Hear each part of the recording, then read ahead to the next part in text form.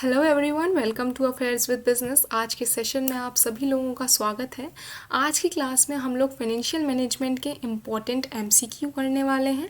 हम लोग आपके यूकेपीएससी असिस्टेंट अकाउंटेंट के सिलेबस के जो स्टार्टिंग टॉपिक हैं, nature, objective, time value of money, इनसे रिलेटेड क्वेश्चन करेंगे और आप लोगों के लिए फर्दर क्लासेस भी लेके आएंगे और टॉपिक्स के साथ capital structure, cost of capital, ठीक है।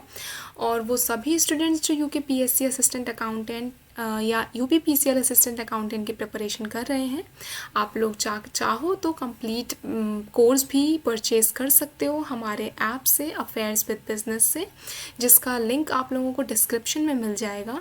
आप लोगों को देखिए परचेज्ड ऐप से वेरियस बेनिफिट्स मिल जाएंगे। फॉर एग्जांपल, आप लोगों को रिकॉर्डेड लेक्चर मिल जाएंगे, आप लोगों के लिए प्रिंटेबल पीडीएफ्स वहाँ अवेलेबल हैं, आप लोग सेक्शनल टेस्ट दे सकते हो और प्रैक्टिस करने के लिए फुल लेंथ मॉक टेस्ट भी आप लोगों को मिल जाएंगे। तो वो सभी स्टूडेंट्स जो इन बेनिफिट्स को अवेल करना चाहते हैं वो जाकर हमारे ऐप से कोर्स को चेकआउट कर सकते हैं और ऐप से कोर्स परचेज कर सकते हैं। लिंक आप लोगों को डिस्क्रिप्शन में गिवन है। तो शुरू करते हैं हम आज की क्लास। चलिए, फर्स्ट क्वेश्चन है हमारा, internal source of capital are those that are. Internal source of capital, देखिए ना, क्वेश्चन ये पूछ रहा है कि इंटरनल सोर्सेज ऑफ कैपिटल कौन से हैं, इसमें से कौन से होते हैं, ठीक है। अब आपको पता है कि फंड जब रेज करता है कंपनी तो उसके पास दो सोर्स होते हैं, एक इंटरनल सोर्स होता है, एक एक्सटर्नल सोर्स होता है, ठीक है। इंटरनल सोर्सेज का मतलब है कि जब आप fund with in the company inside, अंदर से ही जब आप फंड अरेंज करते हो, और एक्सटर्नल सोर्सेज का मतलब है जब आप कहीं से लोन लेते हो, शेयर्स इशू कर दिए, कंपनी के बाहर से जब भी आप पैसा अरेंज करते हो तो उसे हम एक्सटर्नल सोर्स ऑफ कैपिटल बोलते हैं। क्लियर है। अब देखिए, internal source of capital are those that are generated through outsider. इसने तो पूरी तरीके से कॉन्ट्राडिक्ट कर दिया, फर्स्ट तो नहीं होगा। Generated through loans from commercial banks. अब देखिए, generated through loans from commercial banks, loan आप ले रहे हो बाहर से, ये तो एक्सटर्नल सोर्स है, ये भी इंटरनल सोर्स नहीं है।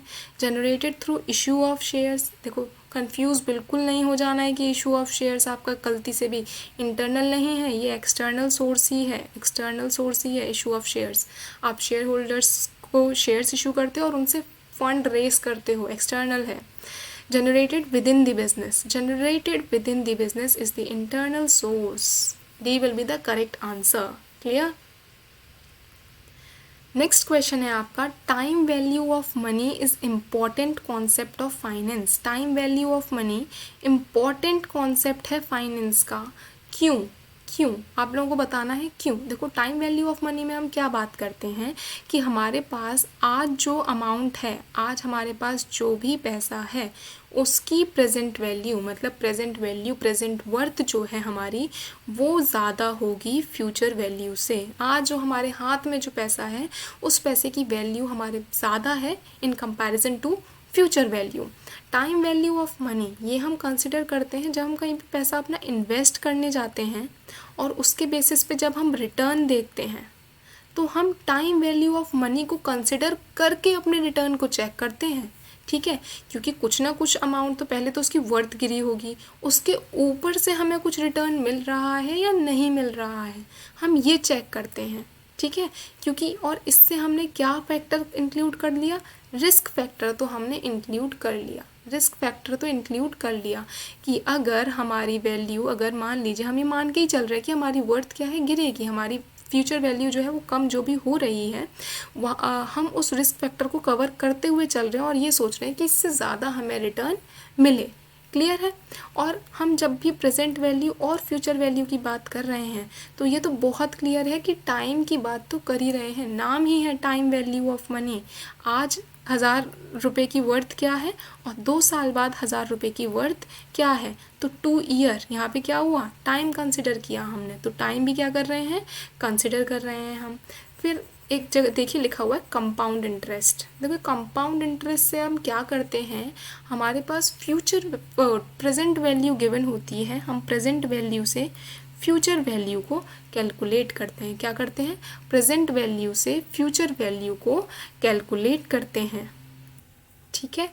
और इसी तरीके से हमारे पास एक और होता है डिस्काउंटिंग फैक्टर। क्या होता है? Discounting factor. डिस्काउंटिंग फैक्टर और कंपाउंड इंटरेस्ट, इन दोनों में ही हमारे पास प्रेजेंट वैल्यू और फ्यूचर वैल्यू आ जाती है। देखिए कंपाउंड, बस डिफरेंस ये है कि कंपाउंड इंटरेस्ट में हम प्रेजेंट वैल्यू से फ्यूचर वैल्यू की तरफ जाते हैं और डिस्काउंटिंग फैक्टर में हमको फ्यूचर वैल्यू गिवन होती है और हम प्रेजेंट वैल्यू को कैलकुलेट करते हैं। क्लियर?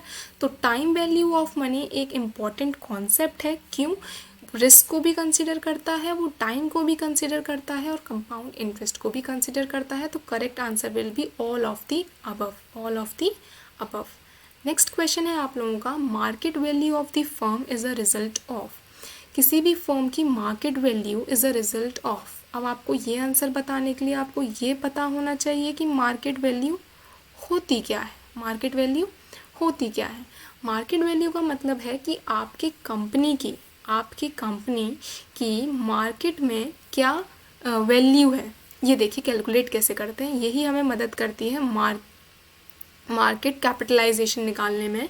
और ये हम निकालते कैसे हैं? जो भी आपने shares, number of shares into market price और पर शेयर, मार्केट प्राइस पर शेयर। इसका मतलब market value of the firm, market value अच्छी है किस वजह से होगी? अगर आपके शेयर्स का प्राइस मार्केट में, फाइनेंशियल मार्केट में आपकी कंपनी के शेयर्स का प्राइस अच्छा होगा, ठीक है, ज़्यादा होगा, तो आपकी मार्केट वैल्यू भी अच्छी होगी। और अगर मार्केट पर जो प्राइस है आपके शेयर्स का वो कम होगा तो मार्केट वैल्यू भी अच्छी नहीं होगी। तो हमें ये बताना है कि अगर हमारी मार्केट प्राइस अच्छी होती है, फर्म की वैल्यू अच्छी है, तो किस वजह से होती है, किस वजह से होती है? अब हम देख लेते हैं इन्वेस्टमेंट डिसीजन। इन्वेस्टमेंट डिसीजन होता है आपका कि आपको किस प्रोजेक्ट में पैसा लगाना है, किस प्रोजेक्ट में पैसा लगाना है कि आपको ज़्यादा से ज़्यादा रिटर्न मिले। ये तो एक डिसीजन है, इसमें भी आपको कुछ ना कुछ अभी सोचना पड़ेगा ना। तो अभी हम और देख लेते हैं, अप्रोप्रिएट आंसर ढूंढना है हमें। फाइनेंसिंग डिसीजन, फाइनेंसिंग डिसीजन मतलब किस सोर्स से हम पैसा रेज करें कि कॉस्ट कम से कम आए। Risk and return trade of, proper balance risk और रिटर्न का कि हमारा रिस्क कम से कम हो और रिटर्न ज़्यादा से ज़्यादा हो। और यही आंसर होगा बच्चों आप लोगों का, C will be the correct answer. क्यों? आप ये जो अप्रोच है आपकी रिस्क कम से कम हो और रिटर्न ज़्यादा से ज़्यादा हो, ये आप इन्वेस्टमेंट डिसीजन में भी लगाएंगे और फाइनेंस डिसीजन में भी अप्लाई करेंगे। मतलब मेन रूल कौन कर रहा है इस चीज़ को? Risk return trade off. तो correct answer will be C, C is the correct answer. Next question देख लेते हैं, in case of risky projects the required rate of return would generally be. अब देखिए रिस्की प्रोजेक्ट्स के case में required rate of return would generally be. तो ये बोल रहा है, आपने देखो ये बहुत इजी क्वेश्चन है, बस थोड़ा सा घुमा के पूछ लिया गया है आपसे। आपने 11th क्लास से पढ़ा होगा, बस एक लाइन बता देती हूँ, आपको सारा याद आ जाएगा। Higher the return higher the risk. जितना ज़्यादा रिटर्न होगा उतना ज़्यादा रिस्क होगा। अब ये क्वेश्चन उल्टा करके पूछ रहा है आपसे कि अगर रिस्क ज़्यादा है तो रिटर्न क्या होगा? तो रिटर्न भी आपका क्या होगा? Would generally be neutral, lower, moderate, higher. D will be the correct answer, D will be the correct answer. जितना ज़्यादा रिस्क होगा उतना ही ज़्यादा रिटर्न होगा। हम बोलते हैं ना, अगर आपको ज़्यादा से ज़्यादा रिटर्न चाहिए तो आपको रिस्क भी ज़्यादा बियर करना पड़ेगा। क्लियर है? नेक्स्ट क्वेश्चन पर आते हैं। नेक्स्ट क्वेश्चन आपका कह रहा है, security is known as variable income security dash security is known as variable income security, variable income security. तो देखिए वेरिएबल का मतलब होता है बच्चों चेंज इनकम सिक्योरिटी, मतलब जिसकी इनकम में चेंज होता रहता है, जिसकी इनकम में चेंज होता रहता है, जो फिक्स नहीं है। क्लियर है? तो अब ऐसी सिक्योरिटी कौन सी होती है ये देख लेते हैं हम। देखिए डिवेंचर होल्डर्स के लिए उनके लिए इनकम क्या हो जाएगी? इंटरेस्ट। इंटरेस्ट उनकी इनकम हो जाएगी क्योंकि कंपनी डिबेंचर पे क्या पे करती है, इंटरेस्ट पे करती है। अब इंटरेस्ट आप लोगों को पता है, इंटरेस्ट रेट जो रहता है वो फिक्स्ड रहता है। इंटरेस्ट रेट जो रहता है वो फिक्स्ड रहता है। आपने देखा होगा 10% डिबेंचर्स, 12% डिबेंचर्स, ये जो है वो इंटरेस्ट रेट शो कर रहे हैं, ये आपके फिक्स्ड रेट हैं। नेक्स्ट है प्रेफरेंस शेयर। प्रेफरेंस शेयर वालों होल्डर्स के लिए इनकम क्या होती है, उनको डिविडेंड दिया जाता है।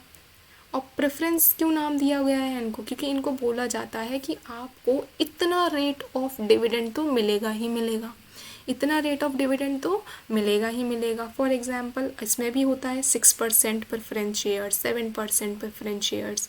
तो ये इसमें जो ये 7% 6% है वो क्या है, रेट ऑफ डिविडेंड। क्या है, रेट ऑफ डिविडेंड। तो इनकी इनकम भी क्या हो गई, ये जो फिक्स्ड हो गई, ठीक है, ये भी फिक्स हो गई। अब देखते हैं इक्विटी शेयर्स। इक्विटी शेयर्स के लिए इनकम क्या होती है, उनको भी डिविडेंड मिलता है, मगर डिविडेंड किस पे मिलता है, बेचारों को बचे कुचे प्रॉफिट पर। अब प्रॉफिट कितना बचने वाला है ये तो हमको नहीं पता, क्योंकि हर बार प्रॉफिट की जो प्रॉफिट जो है उसका ना प्रॉफिट जो भी होगा वो अलग अलग हो सकता है। इस बार ज़्यादा हो गया तो इस बार कम हो गया। उसमें भी अगर कंपनी ने डिसाइड कर लिया कि वो रिटेन्ड अर्निंग कर लेगी तो और लो, फिर नहीं पता इक्विटी शेयर्स को क्या मिलेगा। तो इक्विटी शेयर होल्डर्स ही हैं जिनकी इनकम जो है वेरिएबल होती है, कुछ फिक्स नहीं होती, कुछ नहीं पता होता कि कितना उनको दिया जाएगा। तो C, equity share securities is known as variable income security. Clear. Next question पर आते हैं। Risk return trade off employees. Risk return trade off employees, देखिए ये बोल रहा है कि रिस्क और रिटर्न का ट्रेड ऑफ क्या होता है। अभी हम लोग ऊपर पढ़ के आ रहे हैं कि रिस्क और रिटर्न का ट्रेड ऑफ का मतलब होता है रिस्क और रिटर्न का प्रॉपर बैलेंस। क्या, प्रॉपर बैलेंस। देखिए, increasing the portfolio of the firm through increased production. Portfolio increase करना, फर्म की प्रोडक्शन इंक्रीज करके, इसमें तो रिस्क कोई मतलब नहीं है, ये बिल्कुल गलत है। नेक्स्ट है not taking any loans which increases the risk. Second option बोल रहा है कि कोई भी उस तरीके का लोन ही मत लो जिसमें रिस्क इन्वॉल्व है, जिसमें रिस्क ज़्यादा है। क्लियर। सेकंड ऑप्शन बोल रहा है कि कोई भी ऐसा लोन ही मत लो जिसमें रिस्क ज़्यादा है। ये तो कोई तुक नहीं बनती, ऐसा तो हम कर ही नहीं सकते, ठीक है। ऐसी नॉट, थर्ड ऑप्शन है not granting credit to risky customers. Risky customers को क्रेडिट प्रोवाइड ना करना, ये भी कोई मतलब नहीं है। ये भी ऑप्शन आपका क्या है, गलत हो गया। अब तो हमारे पास एक ही ऑप्शन बचता है, वो हम चेक कर लेते हैं। Taking decision in such a way which optimises the balance between risk and return. मतलब एक ऐसा डिसीजन लेना जो आपके रिस्क और रिटर्न के बीच में एक प्रॉपर बैलेंस बिठाए कि ऐसा प्रोजेक्ट सिलेक्ट करना कि रिस्क जितना कम हो सकता है कम हो और रिटर्न जितना ज़्यादा हो सकता है उतना ज़्यादा हो। क्लियर है। तो रिस्क और रिटर्न के बीच में एक प्रॉपर बैलेंस को ही हम रिस्क रिटर्न ट्रेड ऑफ बोलते हैं। So D will be the correct answer. Clear. Next question है आपका, the major benefit of diversification is to. Diversification, major benefit बताना है आपको यहाँ पर डाइवर्सिफिकेशन का। डाइवर्सिफिकेशन का मेजर बेनिफिट क्या है। देखो डाइवर्सिफिकेशन का मतलब क्या है, डाइवर्सिफिकेशन का मतलब क्या है। देखिए, जब आपके पास फंड अवेलेबल होता है और आप इन्वेस्टमेंट ऑप्शंस के बारे में सोचते हो कि आपको अब इन्वेस्ट कहाँ करना है। फॉर एग्जांपल मान लीजिए आपके पास 1,00,000 रुपए हैं, 1,00,000 रुपए हैं, ठीक है। और आपने क्या किया कि एक ही जगह सारा का सारा पैसा इन्वेस्ट कर दिया, एक ही जगह सारा का सारा पैसा इन्वेस्ट कर दिया। अब मान लीजिए वो कंपनी जहाँ भी आपने इन्वेस्ट किया था वो फ्रॉड निकले और भाग कर लेके, तो आपका 1,00,000 रुपये जो भी आपके पास था वो सारा चला गया, सारा डूब गया। तो ये एक वाइज डिसीजन होता ही नहीं है, ये एक वाइज डिसीजन होता ही नहीं है। तो हम लोग क्या करते हैं, डाइवर्सिफिकेशन का एक ऑप्शन होता है। उसका मतलब है कि अगर आपके पास 1 लाख रुपए हैं, ज़्यादा ज़ीरो बन गए नहीं, 1 लाख रुपए हैं, तो आप उनको अलग अलग सोर्सेज में इन्वेस्ट करो, सारा पैसा एक जगह नहीं लगाना है। अब आपने क्या किया, 25,000 कहीं और इन्वेस्ट किए, 50,000 कहीं और इन्वेस्ट किए, 25,000 कहीं और इन्वेस्ट किए, ठीक है। डाइवर्सिफाई किया आपने अपने पोर्टफोलियो को। आपने 1 लाख रुपए को एक ही जगह लगाने की वजह आपने क्या किया, अलग अलग सोर्सेस को ऑप्ट किया और अलग अलग जगहों पर अपने पैसे को लगा दिया। अब मान लीजिए कि इसमें से 25,000 यहाँ जो आपने लगाए थे ये फ्रॉड निकला और ये लेके आपके पैसे भाग गया, तो स्टिल आपके पास 50,000 और 25,000 ये जो इन्वेस्ट किए हैं वो बचा है। हो सकता है इनसे आपको इतना रिटर्न आ जाए कि यहाँ जो लॉस हुआ है वो सेट ऑफ हो जाए, यहाँ जो लॉस हुआ है वो सेट ऑफ हो जाए। तो अब आपको ये बात समझ में आ गई होगी कि डाइवर्सिफिकेशन क्यों कर रहे हैं हम लोग, ठीक है। आप ऑप्शन पढ़ोगे आप तुरंत आंसर पकड़ लोगे कि आंसर क्या होगा। क्लियर है? देखो, इंक्रीज द एक्सपेक्टेड रिटर्न, ठीक है, ये हो सकता है एक्सपेक्टेड रिटर्न शायद इंक्रीज हो जाए, मगर शायद हम लोग देखेंगे मोस्ट अप्रोप्रिएट आंसर देखते हैं। Increase the size of the investment portfolio, ठीक है, साइज़ भी इंक्रीज हो जाता है, मगर मेजर बेनिफिट क्या है वो हमको देखना है। रिड्यूस ब्रोकरेज कमीशन, देखो ब्रोकरेज और कमीशन तो ये रिड्यूस नहीं होता है, ठीक है, मतलब मेजर बेनिफिट नहीं है, होता है तो।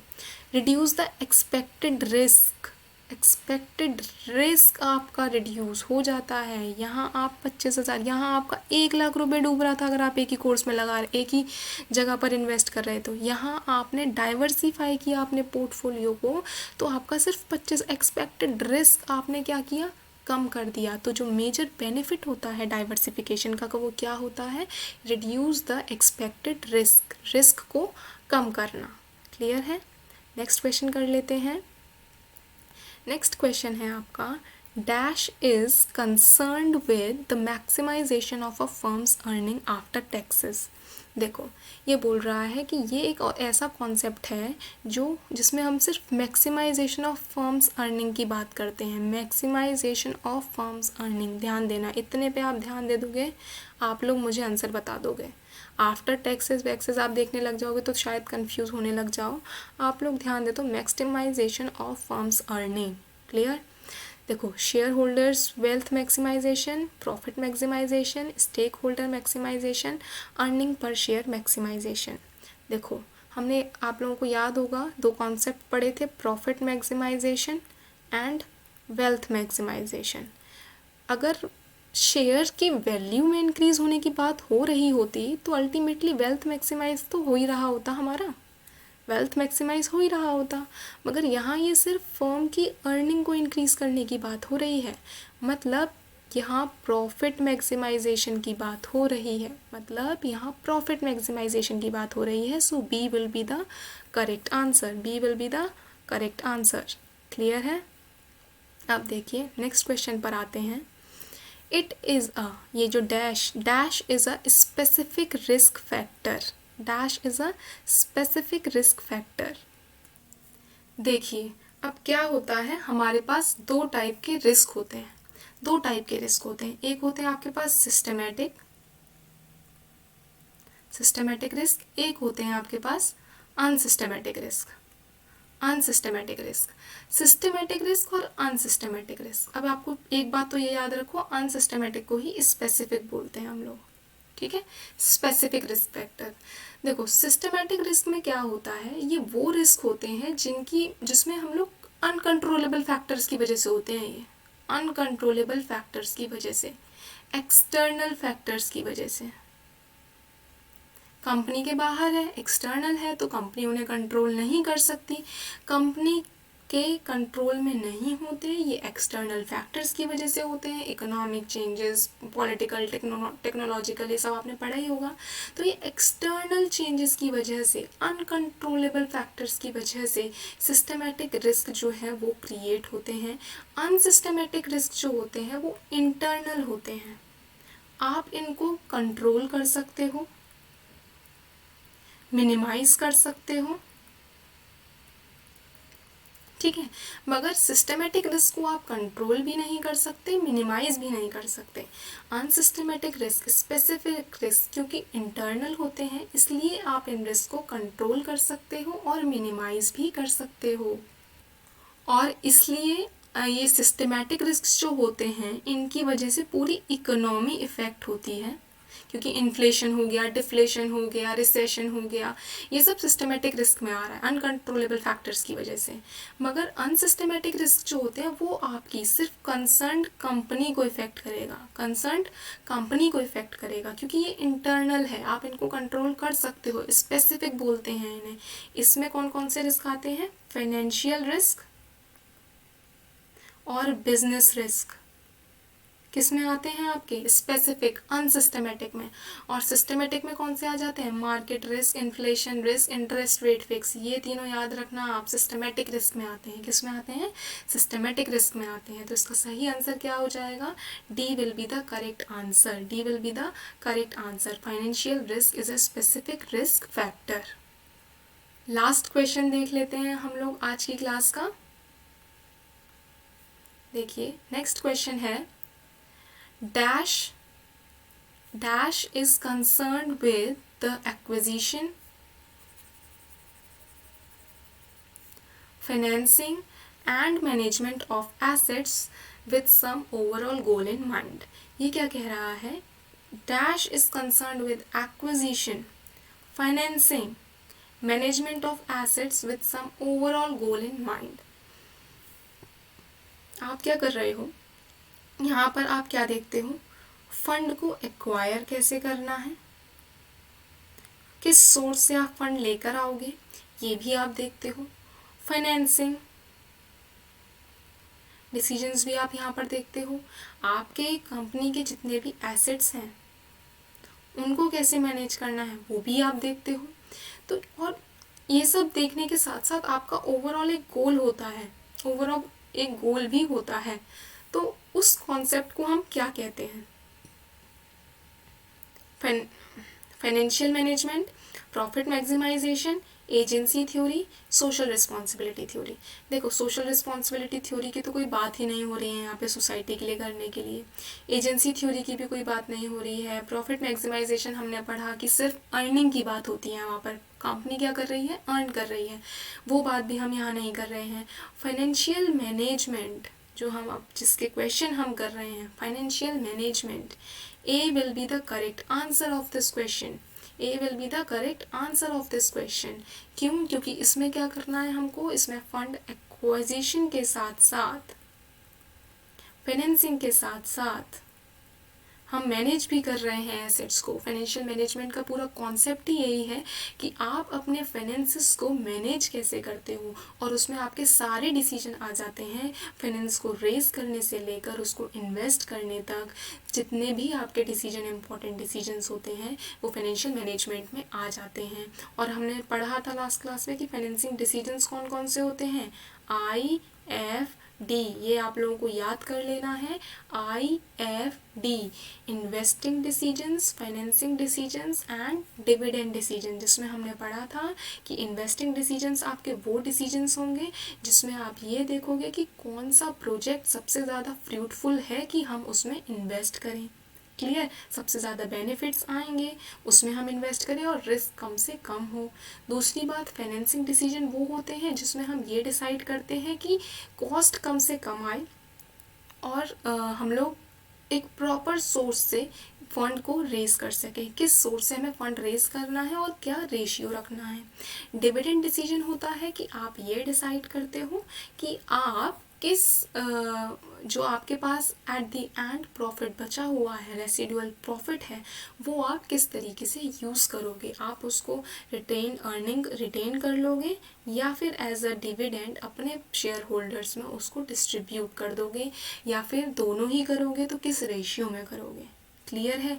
तो आई होप कि आपकी इन क्लासेस के साथ काफ़ी सारे कॉन्सेप्ट भी क्लियर हो रहे हों, एकदम आप लोगों को समझ आ रहा हो, आप लोगों का रिवीजन हो रहा हो।